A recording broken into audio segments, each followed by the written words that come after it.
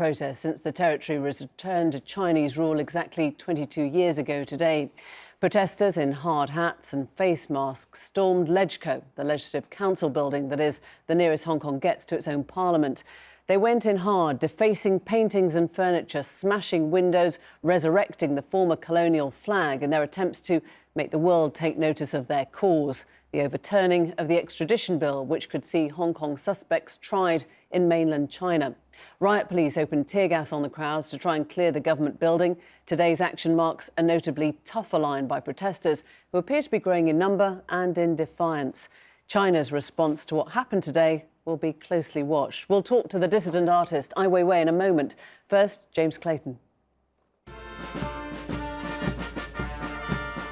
The formal pomp of an anniversary, 22 years since the changing of the guard from British to Chinese rule. Under that rule, Hong Kong is governed by a one country, two systems policy, a territory that's both Chinese and democratic. Those two systems were on stark display today. Those same celebrations treated with contempt by protesters.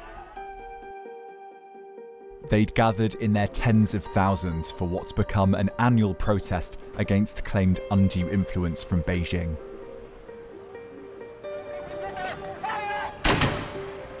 Mass protests last month led to the shelving of a controversial extradition bill, legislation that would allow people from Hong Kong to be tried on mainland China. Now protesters wanted more, for the bill to be canned completely. Some went further and called for Hong Kong's leader Carrie Lam to resign. Here she was, drinking champagne as the anniversary celebrations continued, a few hundred yards away from this. Initial skirmishes this morning suggested a similar police response to that of last month. But then the police seemed to back off. Hong Kong's Legislative Council left virtually unprotected. The more hardcore elements could barely believe their luck. Some protesters trying and failing to stop things escalating. By nightfall, the defences had been breached, and then the legislative chamber itself.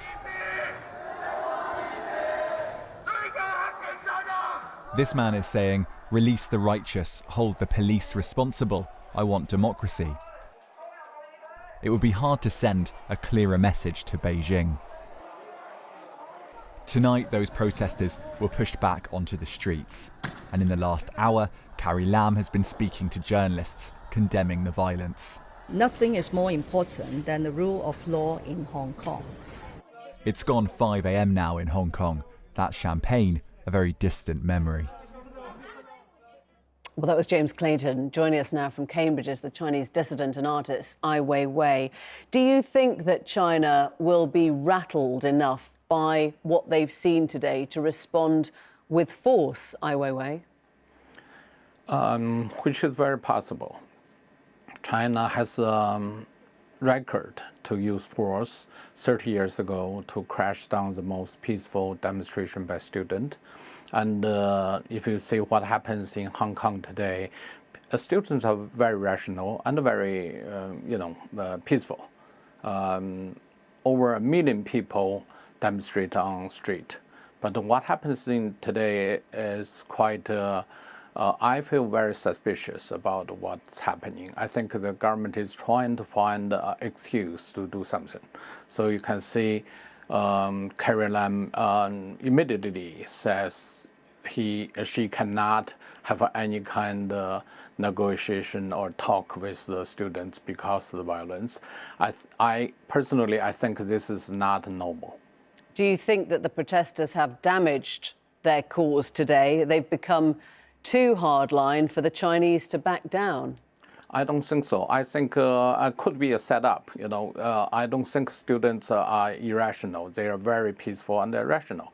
So I think very possible is the Hong Kong government trying to find some excuse to maintain this position, no negotiation, because very clearly this lady who Carrie Lam is not cannot act independently. She is represent representative of the central government, and the central government would never negotiate.